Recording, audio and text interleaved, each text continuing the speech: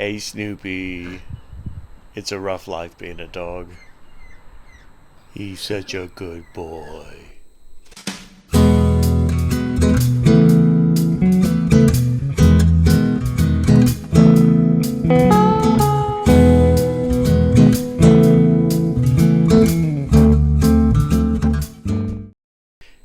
My first task was to kind of have a look at the materials that I was using, and this was the top that I was using. I got a whole bunch of them, and it's kind of like a plywood. It's Tassie oak, which is also known as mountain ash. So anyway, I the first thing I had to do is I had to survey it, cut it to length. This was going to be a 1.2 meter long top, so I had to determine which side I needed to use. Anyway, having a look, there are a lot of pock marks, but those will look great after I varnish and stain. Okay, so I've looked at both sides, and this is the side I want to keep. I'm going to measure it out. 1200 is what I need. So I've got 1200. I'll do one more line here. The measurements just about done. I then lay my straight edge, and after my straight edge, I'm going to put some tape down so I can ensure that there's minimal tear out. This is a type of plywood, so some may occur, but I'm going to give it a shot, see how it looks using that Diablo fine finish blade, and it should be a great cut. Of course, the entire time I'm working with the saw and not actually cutting, I always take my battery out.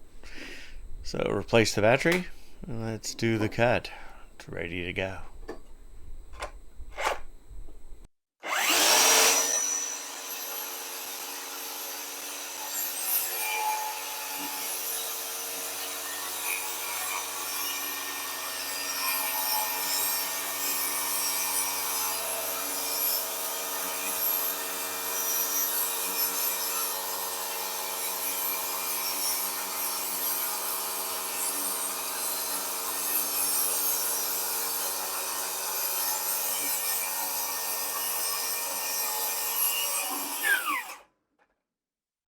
Alrighty, see how she looks. Alrighty, just about 1.5, 2 mils on the side. That's the reason I did it that way, was because I'm going to be routing the edge anyway, doing a round over, 2 millimeter round over, and there we go. Beautiful, beautifully done, beautiful cut. A Diablo blade is fantastic. Perfect. Happy. Very, very happy with that. Now, the next thing we're going to do is I got to do my round over, and then I've got to also start sanding. This has got to be prepared to be able to be painted, well, in this case, stained tomorrow. So let it begin. Anyway.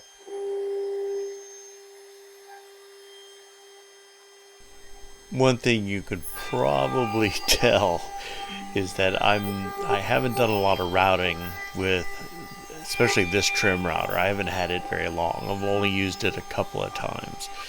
I didn't know how I was going to do with this particular type of tabletop. As you'll see in a moment, there were a couple of tear outs, which after a second pass with the router were mostly gone. One of the things about this top and the design that I have is that I expected it to have some amount of rustic look, and honestly, it looks really good at the end of this, as you'll see. But after doing the routing, I went over it a couple of times. It was pretty smooth. I was not using my Diablo router bits. I was using some inexpensive ones. I have some Bosch ones as well. And as you can see at the edge, honestly, it turned out pretty good. You can see that little bit of tear out on the right hand side there, but it looked pretty good. As you can see, I'm using the Cabots stain and varnish. It's an oil-based stain and varnish. It goes on extremely easily, and it provides a fantastic finish. As you can see, I'm putting the first coat on with the brush. Being that it's oil-based, I didn't reuse my brushes. I did put the first coat on with a brush. Subsequent coatings after that I did with a roller. I found that the roller, after sanding, provided a better appearance. About the sanding, so I didn't video the sanding. I used 3 different types of sanding net. In this case, I used the 80, the 120, and the 400. The 80 I used first off to prepare my surface. I did that both sides with the 80, and then I only did the tops with the 120 and then the 400. With the 400, I did that with each coating that I did, each coat. I sanded back at the 400 with the 400. This sand net's amazing stuff. It's a Diablo branded, made by Bosch, made in Switzerland.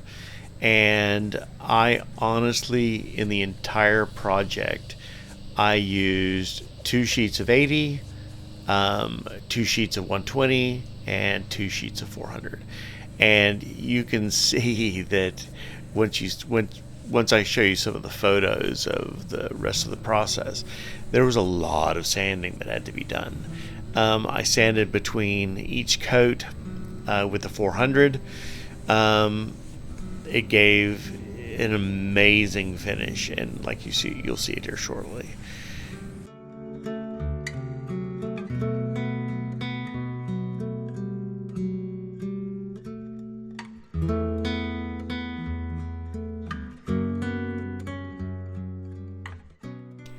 After the 3rd coat, it was really looking good. The color depth was getting there, but not quite there. I knew it was going to take about 5 coats. Also, again, like I said, I sanded between every coat, and it really was looking beautiful. As I finished the tops, I gotta tell you, this Cabots stained varnish is fantastic. It's forgiving. I used the maple. I used it previously on the floor of a dollhouse that I made for my granddaughters. But this stuff, highly rated. I also used, I'll show you, this is the sand net between every coat. Okay, this stuff is, again, as well, it's fantastic. It just goes onto your Velcro base.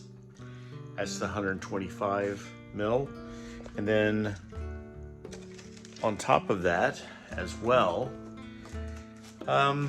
pretty happy with these too.